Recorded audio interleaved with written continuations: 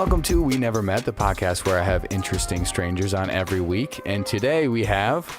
Alex Mariani, a.k.a. DelMar The Poet. Yeah, we were just chatting before this. You do so much stuff. I do a lot. I do a few things, yeah. I dabble. Yeah, I dabble, yeah. And you grew up here in Milwaukee, or close. And then what would you say that you do now? Like, what's your identity now? I am a motivator and an artist. Okay. I guess that's what I would, if I were to classify myself. Yeah. Mm-hmm. And so from a young age, were you into music? Like, yeah. What kind of music were you into? Were you creating music at a young age? Art started off as drawing. Oh, really?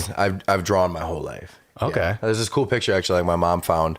I was like 4 and I drew this bird, and like I just had an understanding of like how the bird's neck bent, and like I just always drew. That was always something I did. But then a drawing just throughout time slowly turned into music. Okay. Just kind of art in general. Yeah. You know what I mean? Yeah. Yeah. So were you ever considering doing that? Like being an artist, like drawing wise and like doing that? Yeah. I was. Yeah. I got talked out of it. By who? Everybody. Oh.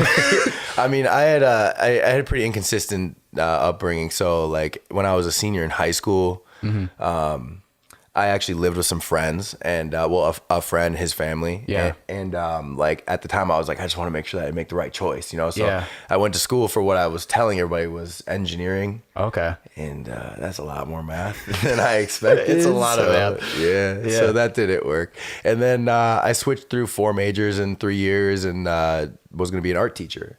Oh, okay. Yeah. And then just school didn't work. So, yeah. And then I just took my studies in my own hands, and now I took it into personal training. So now it's just all independent studies. Yeah. So you said you've been doing that for like 7 years now. Yeah. How did that start? You just like, because I always wonder how that starts. It can't just be like you like working out, right? And then you do it. Yeah.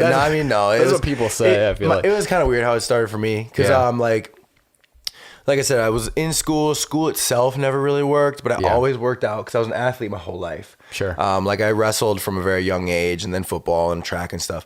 And then when I dropped out of school and I moved home, I got a job at a Cardinal Fitness. Okay. And I was just selling memberships. But like a good friend of mine, he used to work out with me at night, and I helped him lose like 60 pounds. And then, yeah, he got into Air Force Warhawk training or some shit like that. Dang. Like he had to get in shape for. Yeah.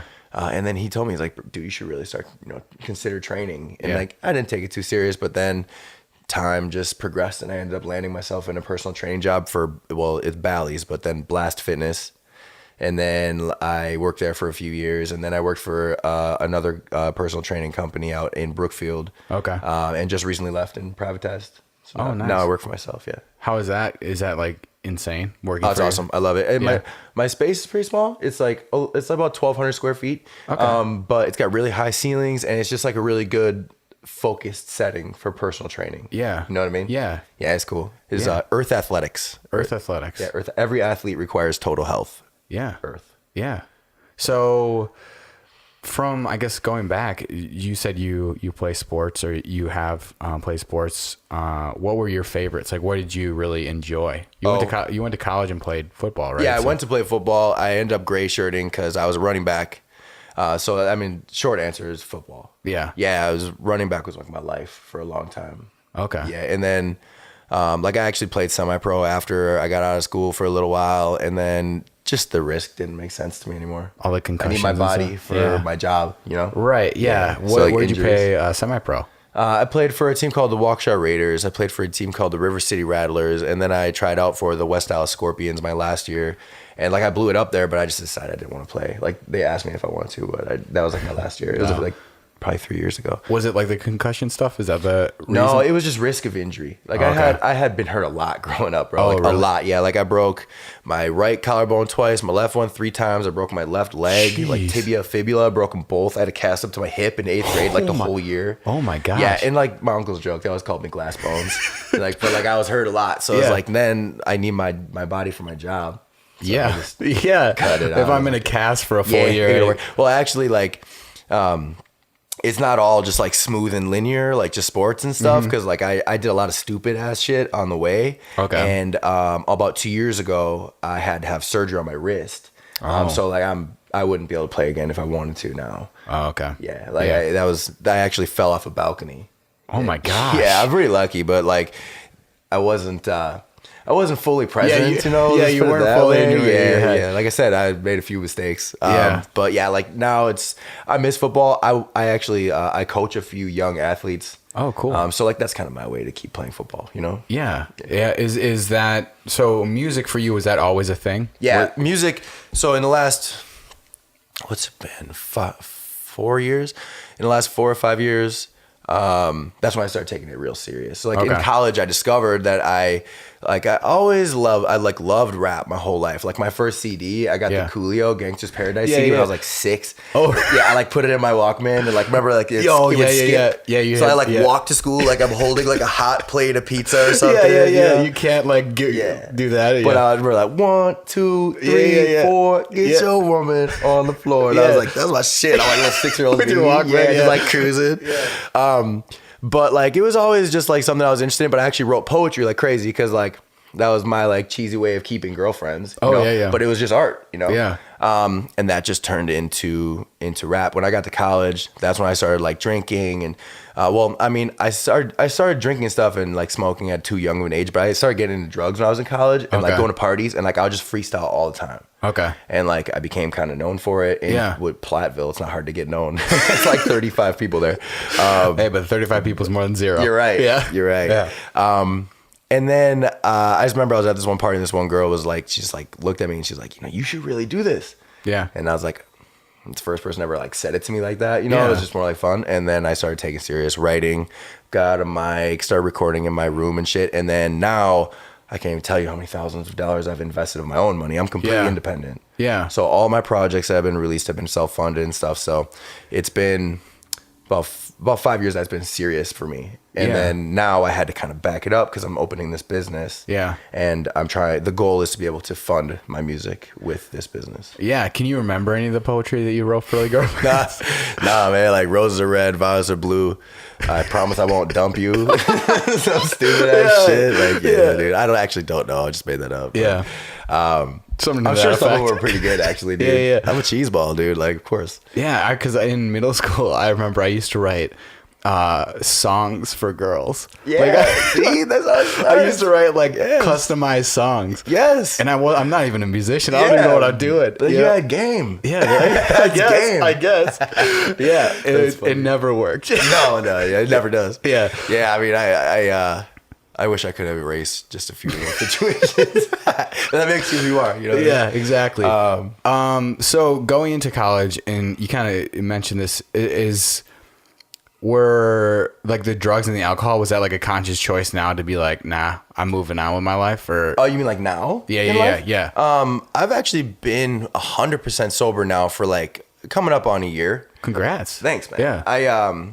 So like drinking, I started drinking when I was like probably 13, smoking weed when I was like 13. Okay. And like those decisions just kind of trailed with me. I always kind of had like a dark side through sports, you know, and I was like I was a good athlete, but like I had a lot of demons, you know, like really inconsistent upbringing, you know, and like a little too much freedom and some childhood traumas or whatever. Yeah. And then it progressed, like it just started progressing.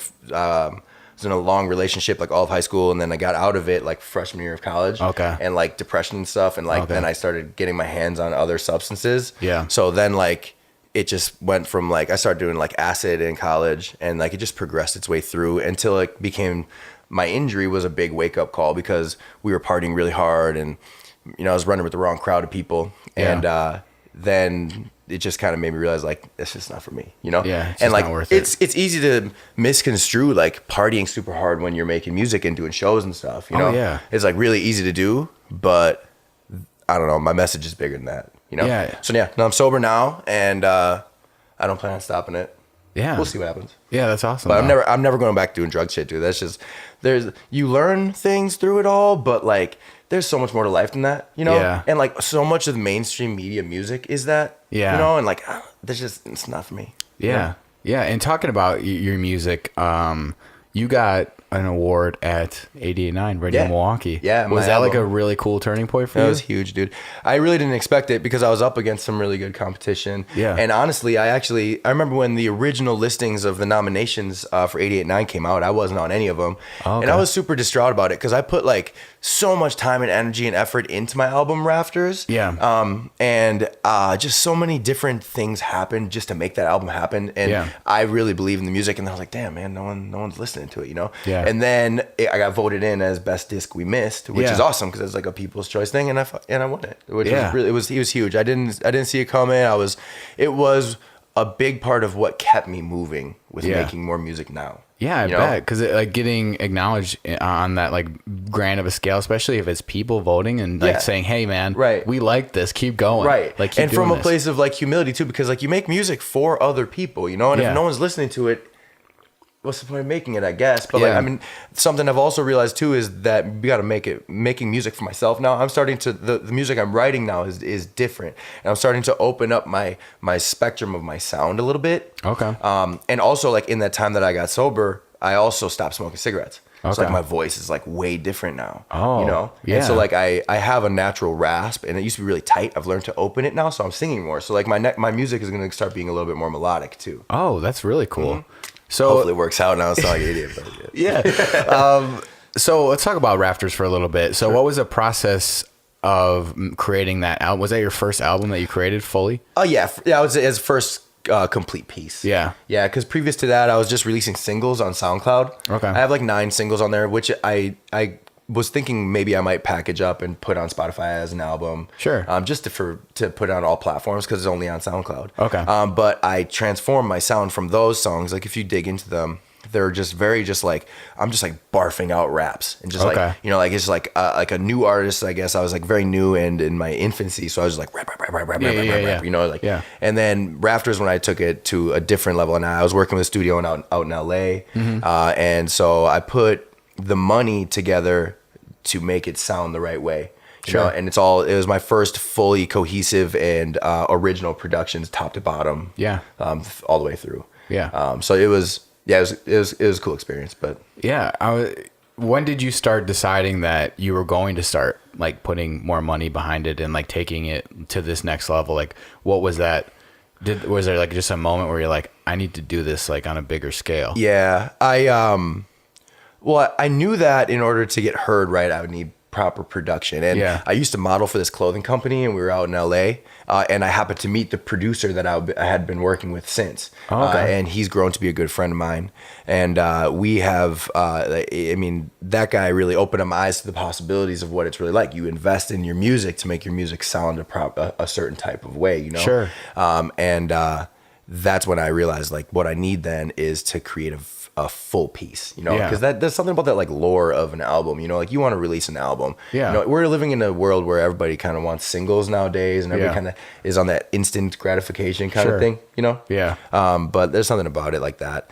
So I made the decision because honestly, I finally had people truly believing in it. You know, and like actually like I have a song called Splash, and that's one of the first times where like I had people coming up to me like, dude, this one is like, you're really doing something now, you know, and like don't stop doing this. So and then that kind of just fed the need to push it, you know, because like why not, dude? Otherwise I'm gonna turn 40 and never tried.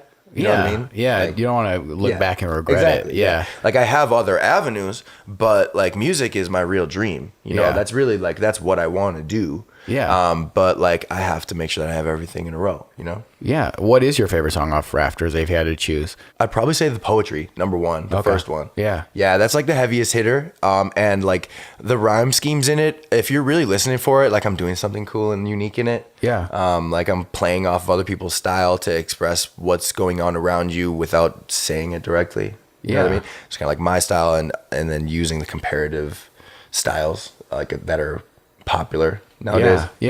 No. And then the one thing I notice as well about you in general is like the music videos you come out with are insanely cool. Thanks, man. Where do you come up with those concepts? Like for example, the burial. The burial. Where does that come from? Just your mind, obviously. Yeah, dude. It's just, dude. So I am very blessed to have the most amazing friends around me, and then so my friend Corbin Cox, and he's the guy that I collaborate with on all my two videos that are more cinematic and that are more seen right now. So The Burial and then I Believe. So Corbin is my boy, and we have such a great creative energy. So then I put that song together. That song actually was initially a freestyle. Oh, really? Yeah, it was a night I got out of jail that night, and like I came home and I was like, just put me in the booth. I'm just gonna freestyle. And, like it just came together really nice. And then so the video is about the demons of going into yourself to see your own demons. Yeah. And like having to confront them in order to grow. So it's actually the burial of the lesser you or lower you. Sure. You know what I mean? Yeah, that makes sense. So like I had this idea where I was like, okay.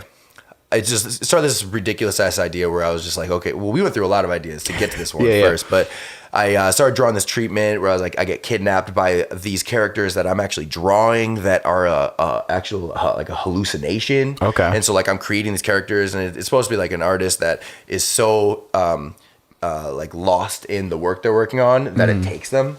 You know? Okay, yeah. And so like just like an obsessive artist, yeah. You know, and like I just drew this little treatment, and then it just went on fire from there. Like we'd fire ideas back and forth. Like I drew this comic strip, like literally it was a comic strip. I should have brought it, but like I showed it to him, and it was just basically just a layout, super like basic layout. And then we had the idea for these costumes, so I just started ordering shit, and I started making just like I had like a patchwork of stuff, and then once it just clicked. We just like went to town writing it down, and like made the proper treatment, and then the locations fell into place, the people fell into place. It just came together. Yeah, and talking about the barrel, did you feel like you had to do that? Like you explained the concept of like confronting your inner self and like having to like kind of throw that in the past or like put that down to. Do you feel like that song like really hits home for you specifically? I mean, you wrote it, obviously. 100%. Yeah, that song was a big turning point for me.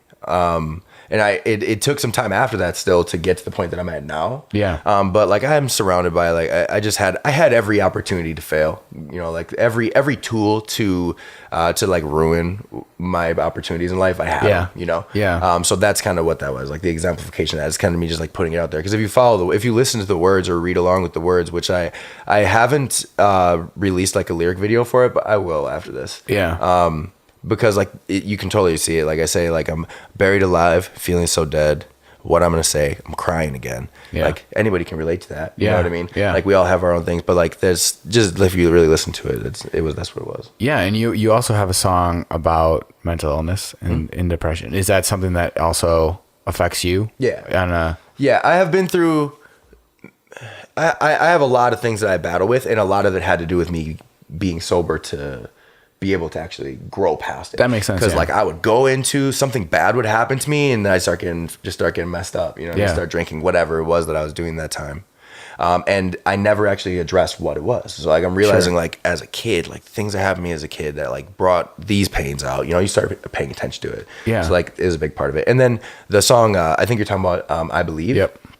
Which originally is titled The Belief on my album. Yeah. So we reprised that song. So the original song does not have my sister in it, and The Belief. I wrote that song for her. So my sister had struggled with a heroin addiction for a long time. Okay. And that song was like my last hope to get her out, and it worked. And then she ended up having the opportunity to re-sing the song with me. Yeah. So yeah, it's something that's really close to me, because that music video is intense for just a whole nother it's a whole nother style. And is that the same guy who shot that video? Same guy. Yep, same team. Him and I are literally a production team when it comes to that stuff. Okay. Yeah. And for that, I guess, how did your sister react when you like showed her that song the first time? No, the second time. When you reprised it and like showed her the finished music video and all that stuff. It was powerful, man. It's been a struggle with her. And like, you know, she's constantly in the battle of keeping herself in the right headspace. So really it's just, I don't think it's actually hit her as hard as it should. Because I think it still reminds her every day, you know what I mean? To keep herself on the right path. But it was really a beautiful thing. And then we actually got really lucky. We landed sort of a endorsement from a pharmaceutical company, and they brought us out to Vegas and then out to Orlando to show the video and to perform. That's really dope. It was cool. So like we had a chance to actually make an impact in the community as well. Yeah. And then I'm closely connected with, it's called Sal's Halfway House, which is out in Waukesha. Okay. So like she had the opportunity to like show that it's not only like tangible and people you know what I mean, but like it showed so many other people. I've had such a warm reach from it, like lots of people reaching out saying that, this video has really like pulled them off the edge and that kind of stuff. So it was bigger than just my sister, but it was a really beautiful reaction. The real reaction from my sister was when I showed her the first one. Okay. Like that was a whole nother story. What was that? Because she was 3 days off of heroin, withdrawing, sick, like yellow, Yeah. And I showed her it, and she just cried with me, man. And like just like held me, and just cried with me. It was a really beautiful moment, and she told me that song is like a huge part of why she pulled herself out of that. Well, that has to make you feel like I don't even know. That's like as far as I'm concerned, bro. That's what the music is for. Yeah. Yeah. So I only want to make music that has real meaning behind it. If it's not hitting people's emotions, even if it's just one person, I'm not interested in it. Yeah. Yeah. And that, so what brings you inspiration? Is it internal and also external, like looking out in the world and like kind of people watching and seeing, but also like internal? It's definitely a combination.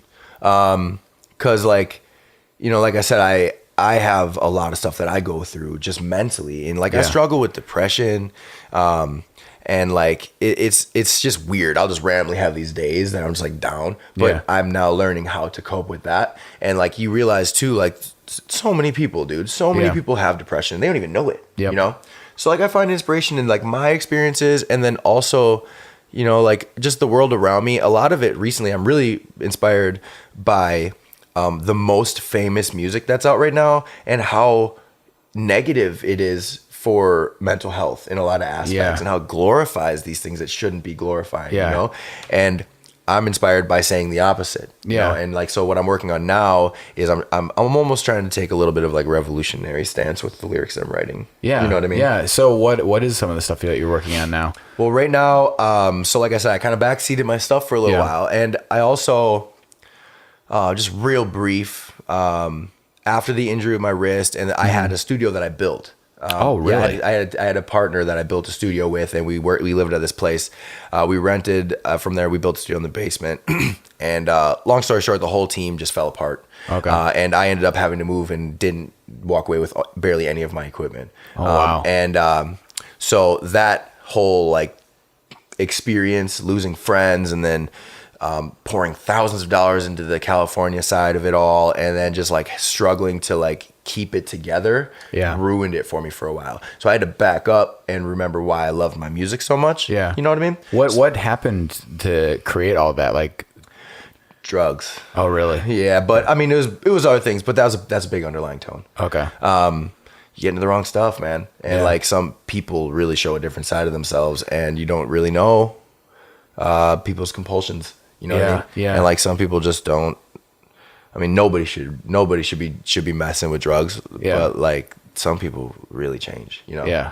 So it ended up being that, and then also a clash of ego, Okay. because now I was gaining steam at the time, and like getting shows often, and I had a growing fan base. And I wouldn't even really say that I have fans yet. I just have supporters. Yeah. But the kid that I was working with really wanted to get some light, and then. It's speculation, but he was the one mixing my shows, and my last show that I did with him, my mics were cutting out, and it was not him. Yeah. So it was kind of, and then his cousin was also another artist, and it just didn't work. No, because I'm a powerful artist. You know what I mean? Yeah. I'm a powerful individual. So I really do believe in my vision, and I believe in what I'm capable of. So when I have someone that's telling me I can't do this part or that part, I don't react very well to it, Yeah. Like I like to make beats. Yeah. I got dissuaded from making beats so that they can make beats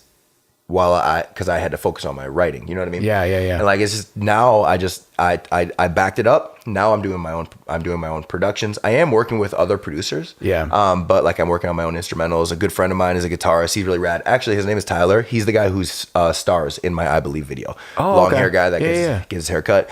Sickest guitarist, man. This dude, we call him Spiderfingers. He's so sick. So we've been working on something. We tentatively, I'm not even gonna tell you a title. We have a project we're working on. And then I also am working on a single right now with a couple of names that some people in the hip hop scene might know. Like Mike Regal is producer, or the I guess executive producer of the instrumental. I have a featured artist who his name is Kale Noel, who's really awesome. He lives in Denver. He's from Milwaukee. Oh, nice. This dude is great. And then I've met up with Genesis Renji, who is another 88.9 supported artist. Yeah. I just recently met up with him. So he's helped me bridge the gap. He's a great dude. He's helped me bridge the gap with some of this recording issues because I don't have a mic anymore. They kept my mic. Oh, yeah. And then my team that I work with is in Los Angeles. So I've been, so he helped bridge the gap. This song we're working on is like really strong. Yeah. It's untitled still, but it's like along that political, revolutionary kind of energy. Yeah. And unity, and like just the unity of everybody, because we're living in such a divided time right now. Yeah, for sure. And so that's what I'm working on.